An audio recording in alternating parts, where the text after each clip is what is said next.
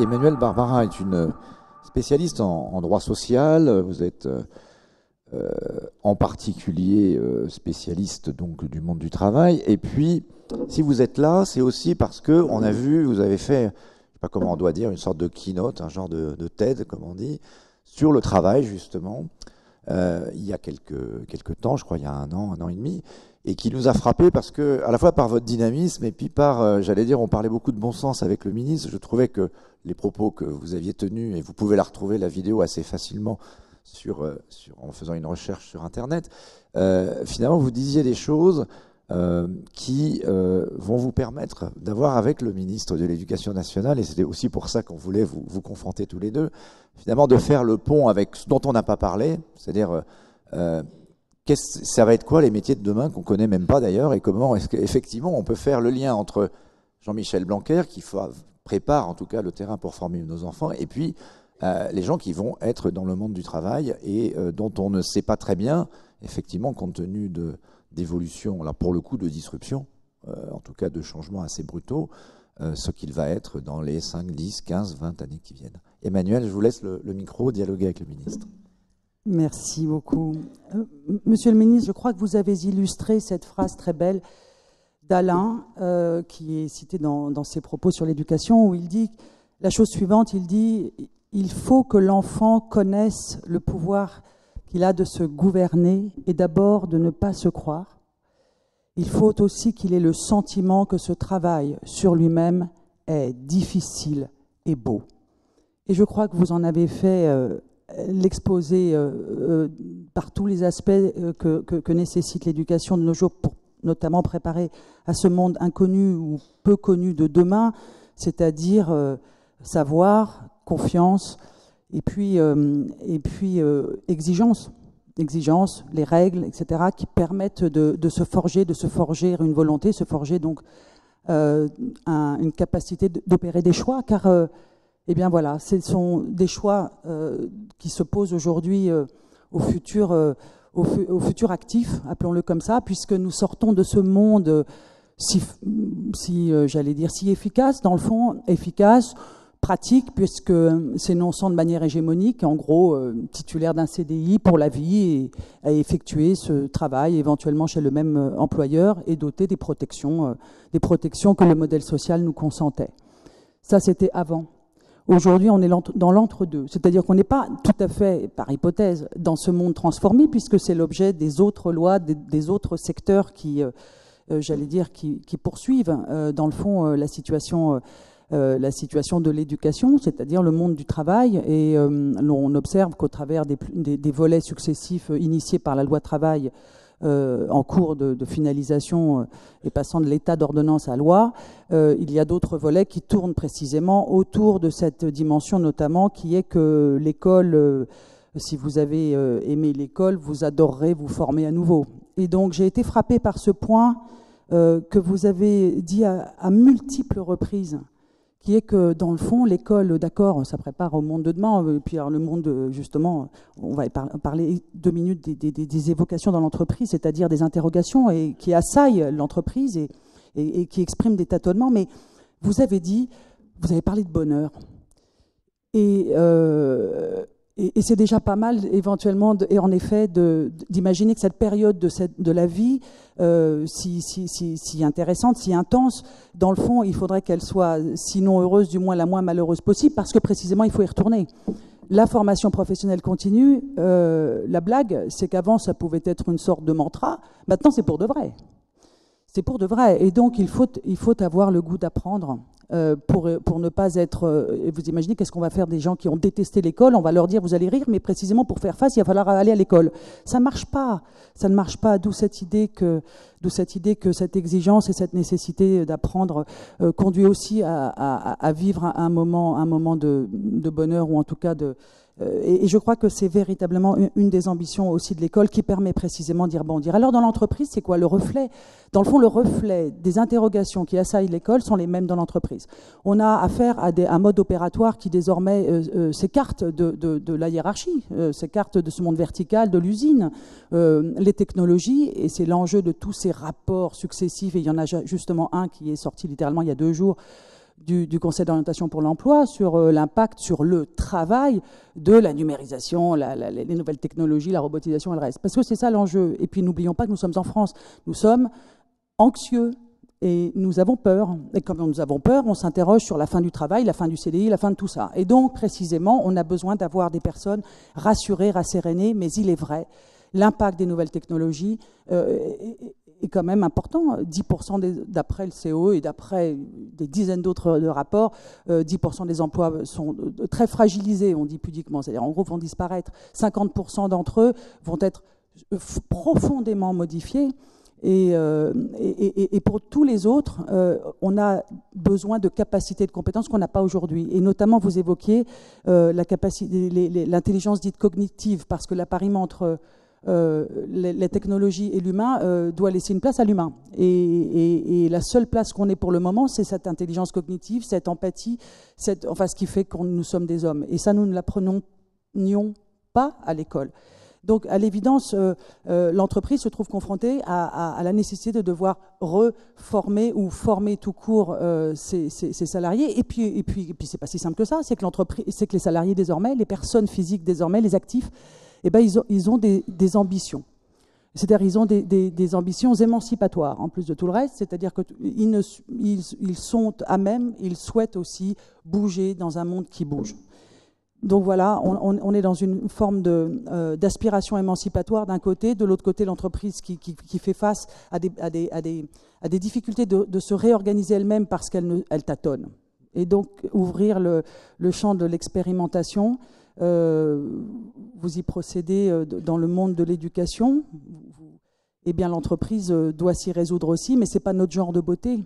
En réalité, vous avez, si je puis dire, tout le début et donc la capacité de pouvoir adapter ces enfants qui viendront à l'aise avec la logique, avec une forme d'assurance de soi, cette capacité d'apprendre toujours et tout le temps.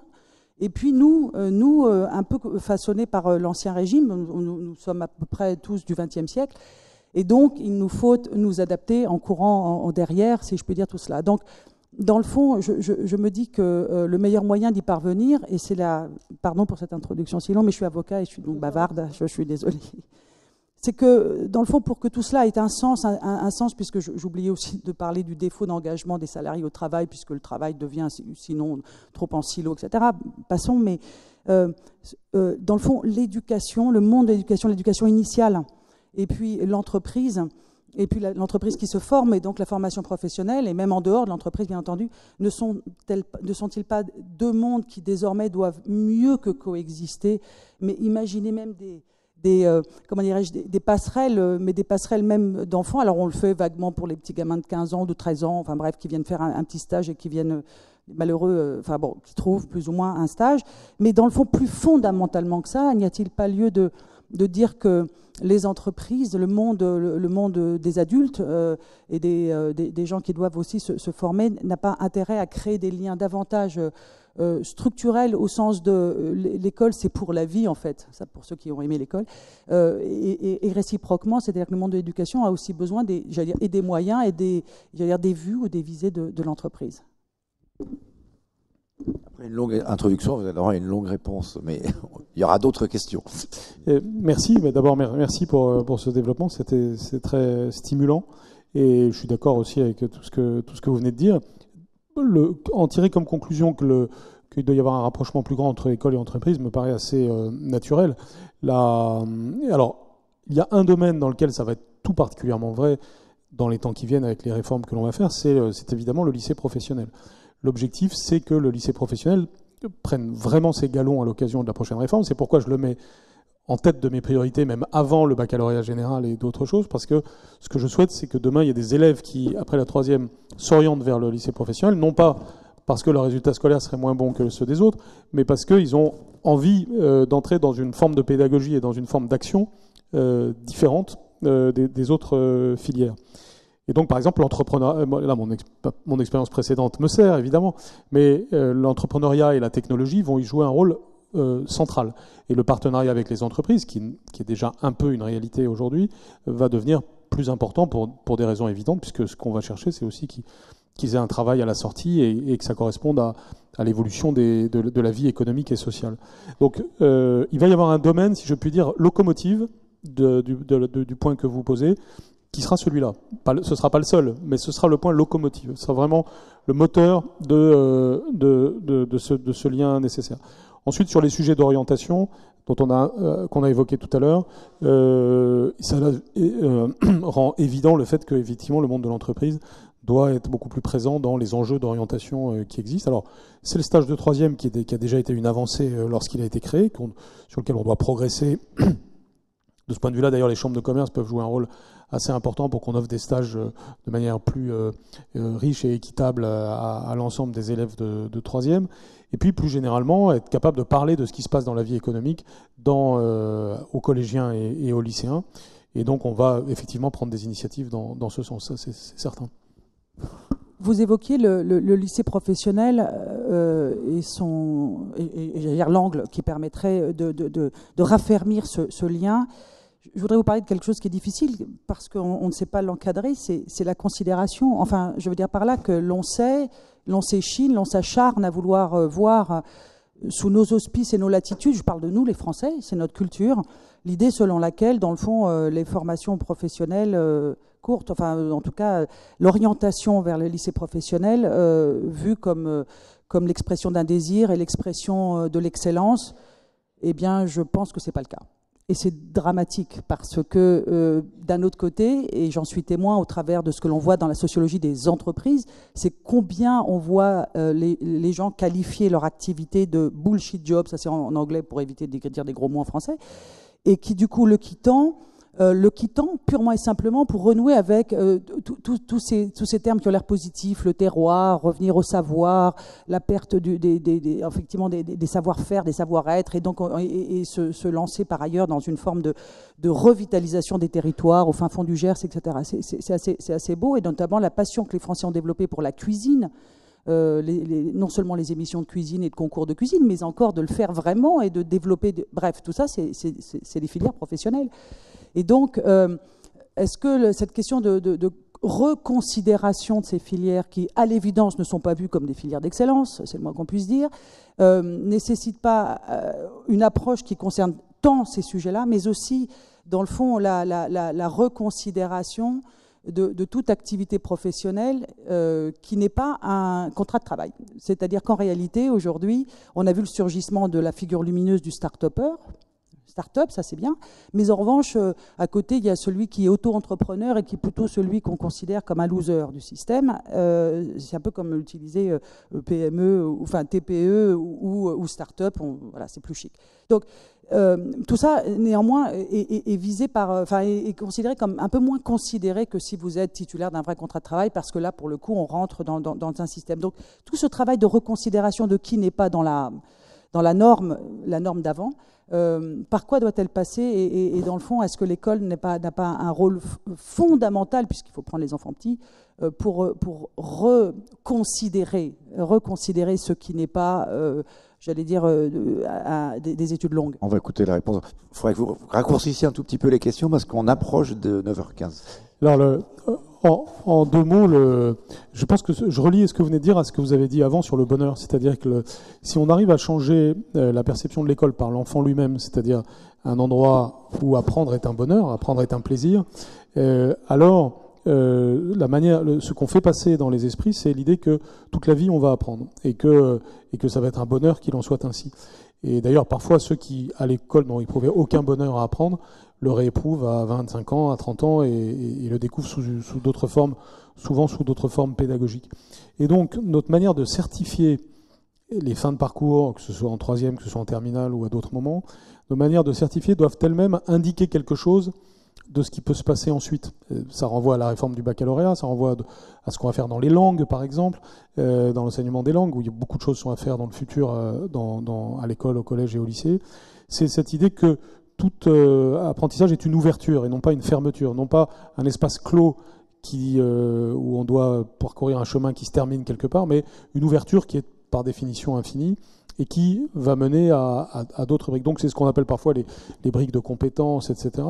Je suis toujours attentif dans la manière de définir cela, parce qu'il faut garder ce qu'il y a de positif dans notre vision actuelle et prendre ce qu'il y a de positif dans la vision future. Autrement dit, on doit donner un socle clair. Par exemple, le baccalauréat dans le futur doit certifier qu'on a donné ce socle clair, mais en même temps, il doit ouvrir vers d'autres possibilités. Et le cas des langues est un bon exemple, parce que les langues, il y a des certifications internationales maintenant qui sont des bons points de repère, qui ouvrent vers des progrès. Et quand on atteint un cran, on peut encore aller vers d'autres crans. De façon générale, c'est aussi faire réaliser un autre point que vous avez abordé tout à l'heure, c'est-à-dire l'interdisciplinarité. C'est-à-dire comment est-ce qu'en me spécialisant sur quelque chose, en réalité, je ne me ferme pas vers les autres choses, mais au contraire, je vais attraper des choses. Je vais être encore un meilleur spécialiste parce que j'ai réussi à attraper des choses dans d'autres sphères, et que c'est ça qui va faire la valeur ajoutée. Donc faire passer ces idées-là explicitement et implicitement chez les enfants et les adolescents, c'est une façon de les préparer à la vie adulte de manière très forte. C'est un peu certains des concepts d'Edgar Morin fonctionnent bien pour décrire ce que je viens de dire, c'est-à-dire à la fois l'idée de complexité, c'est-à-dire finalement de pluridisciplinarité, mais aussi l'idée la notion de l'erreur, la notion l'idée que nous avons des biais de perception tous, et c'est bien, ça s'appelle la vie, mais que c'est encore mieux quand on en est conscient et qu'on avance en faisant évoluer son biais de perception par approximation successive. Non pas pour arriver à l'objectivité parfaite qui n'est pas de ce monde, mais pour arriver à progresser sans arrêt, et sans arrêt de stimuler dans ce progrès.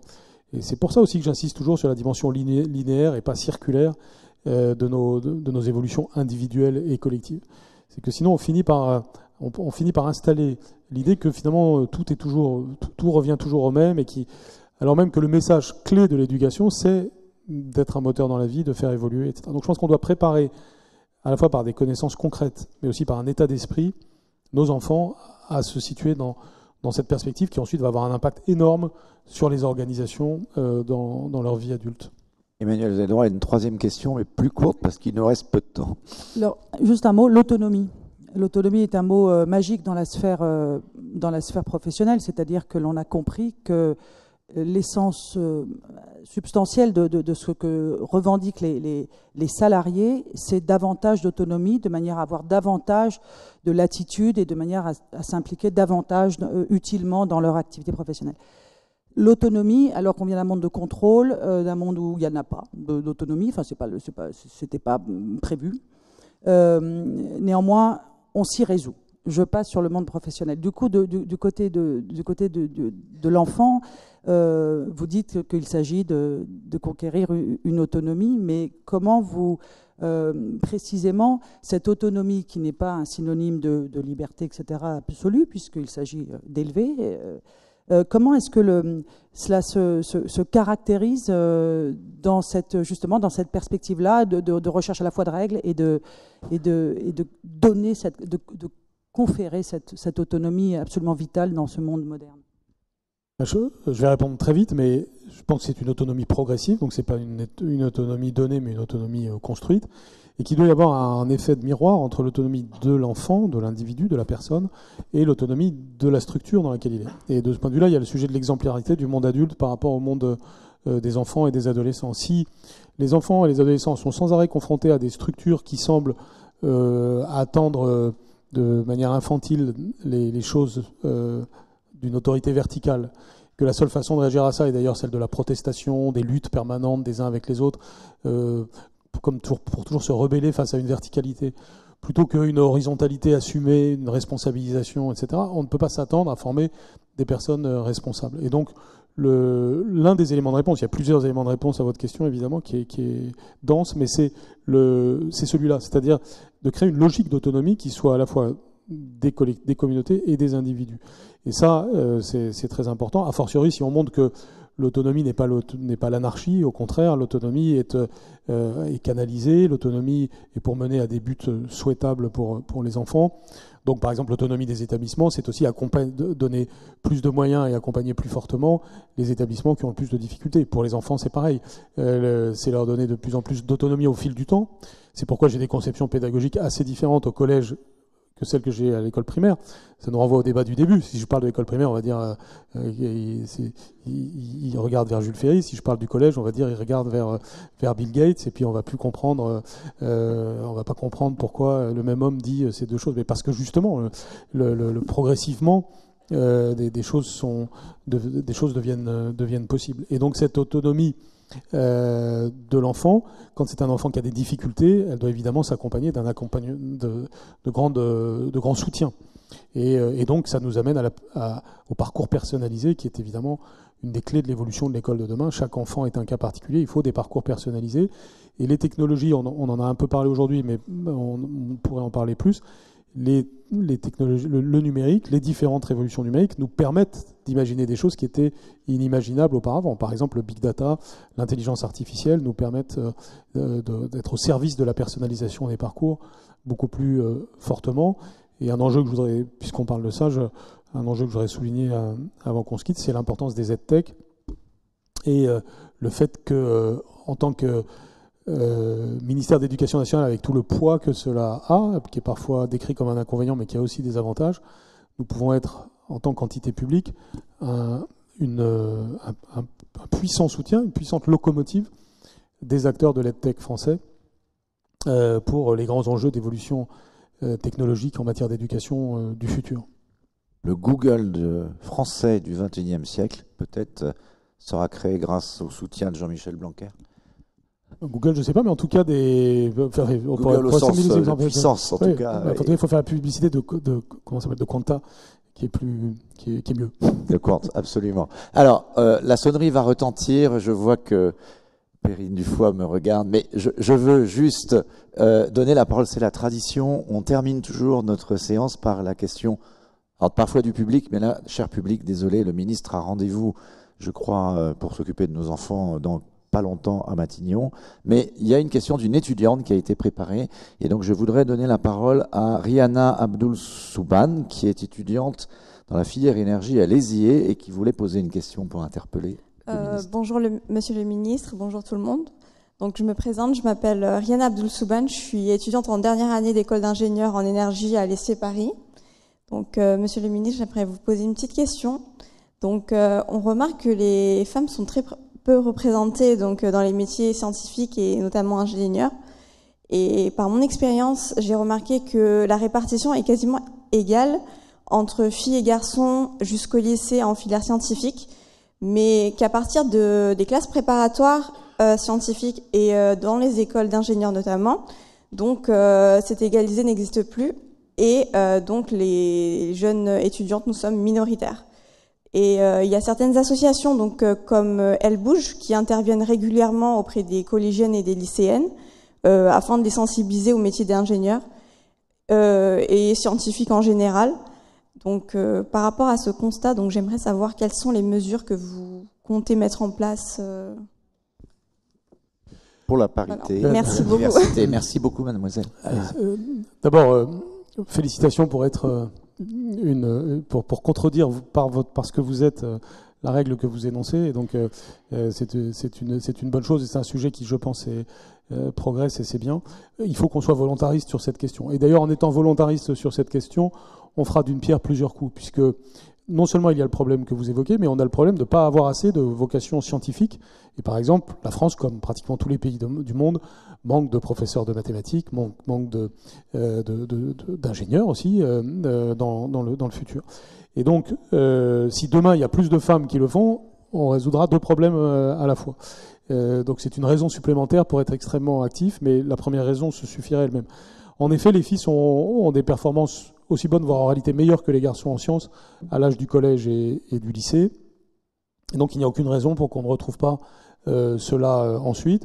Donc on peut trouver plusieurs explications à la situation que vous constatez. La principale, c'est peut-être l'inhibition qui peut exister en la matière, d'où l'importance des associations dont vous parlez.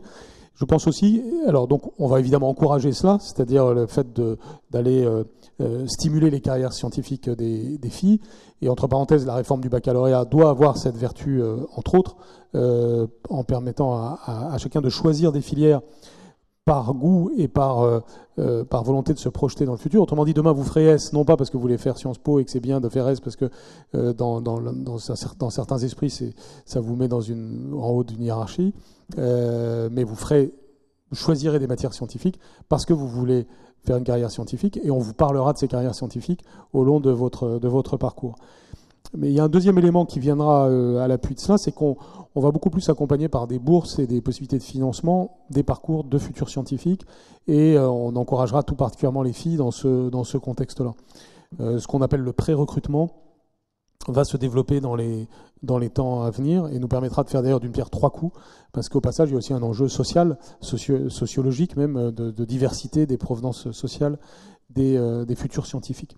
Donc vous avez bien raison de pointer cet enjeu, j'en suis conscient, et ça fait partie des choses qui vont faire l'objet d'évolutions positives. En tout cas, on y travaille. Et il faudra consulter des gens comme vous. N'hésitez pas à m'écrire, parce que votre expérience à vous, ce qui a fait que vous êtes à l'ESIE aujourd'hui et que vous avez réussi ce que vous avez réussi, c'est vous qui en parlerez le mieux. Donc c'est important d'analyser comment on a ce genre de réussite.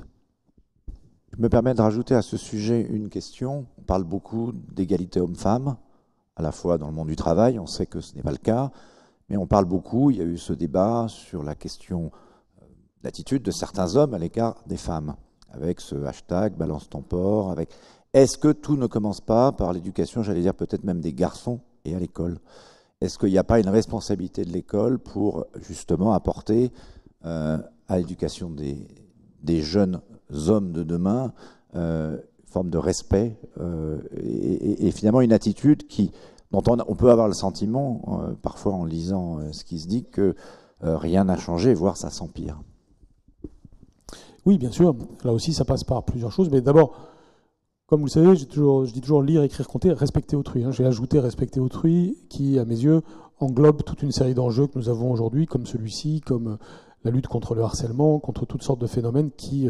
C'est plus rare qu'une fille harcèle un garçon. Oui, tout à fait. Donc c'est des enjeux en intersection, on va dire. Et vous avez spécifiquement l'éducation oui, tout à fait. des garçons. Je vais y venir, mais c'est pour dire que installer au cœur du système l'expression respecter autrui est déjà une matrice importante. Parce que vous savez, on a toujours souvent des débats sur au fond à quoi sert l'école, est-ce qu'il y aura encore une école dans le futur, etc. Pour moi, la définition est assez simple. L'école transmet des savoirs et elle transmet des valeurs. Après, on peut discuter beaucoup autour de ça, mais il faut être sur deux pieds. On transmet des savoirs et on transmet des valeurs. Et dans les valeurs, ça peut se synthétiser en respecter autrui, puisque on peut aussi avoir de grands débats sur les valeurs, mais à la fin, ça se résume beaucoup à respecter autrui, comme par exemple la question de l'égalité garçon-fille et du respect des uns des unes par les autres et vice-versa. Donc, ce sujet de respecter autrui est fondamental. Par ailleurs, il faut faire des choses volontaristes en matière de respect garçon-fille. Ça passe par d'abord l'éducation morale et civique à l'école primaire, bien entendu, qui doit comporter cette dimension-là très fortement. Pas plus tard qu'hier, je l'ai vu dans cette école de Lyon dans laquelle j'étais. Vous avez maintenant une heure cette sorte de philosophie pour l'école primaire, donc de réflexion au fond sur la vie en commun. Et par exemple, hier, c'était pourquoi les garçons font pas des passes aux filles au foot. Et donc, ils ont réfléchi pendant une heure là-dessus. Donc, j'ai vu des dessins, etc. Et c'était très drôle, parce que j'ai parlé avec les petits garçons de 6-7 ans. Pas quoi faire avec le ballon, c'est alors, ça. on a parlé de mais pourquoi tu fais pas la passe, etc. Et donc, c'est un sujet très pratique, très concret. Et les filles étaient vraiment désireuses d'améliorer les choses, et les garçons étaient de bonne volonté. Donc, à cet âge-là, beaucoup est possible. Et le temps consacré à l'école, sur des choses très simples, vous voyez, par exemple, c'est une question de présentation. Parce que si je dis demain ou même aujourd'hui, il y a éducation civique et morale à l'école. Vous allez me refaire le coup de Jules Ferry et ça va être dit péjorativement, alors que dans ma bouche, le mot Jules Ferry j'ai essayé de l'éviter n'est pas péjoratif. Mais vous dites égalité garçon-fille et séance de ce type, et tout le monde dit bah oui, il faut faire ça, c'est évident. Donc et c'est futuriste, puisque ça va dans le sens que l'on souhaite tous de plus d'égalité entre les hommes et les femmes. Donc j'ai aussi des enjeux sémantiques dans la manière de présenter les choses et surtout faire comprendre de manière très concrète pourquoi derrière certaines mesures il y a en réalité du progrès social, du progrès humain qui est en jeu. Et en effet, donc à l'école primaire, on doit par ce temps consacré à la réflexion très pragmatique, très concrète sur le respect d'autrui, progresser beaucoup sur garçon-fille, et en y associant les familles, c'est l'autre sujet qui va avec, puisqu'on a parlé au début d'associer les parents à l'école. Ça signifie qu'on va avoir des mesures au travers d'un dispositif qu'on appelle la mallette des parents, permettant de dialoguer, notamment en début d'année, très fortement, par petits groupes, avec les parents, pour faire converger les valeurs famille et les valeurs école, les valeurs de la famille, les valeurs de l'école, pour qu'il y ait cette association entre les deux, cette complicité entre la famille et l'école, qui est une des clés de la réussite de l'enfant.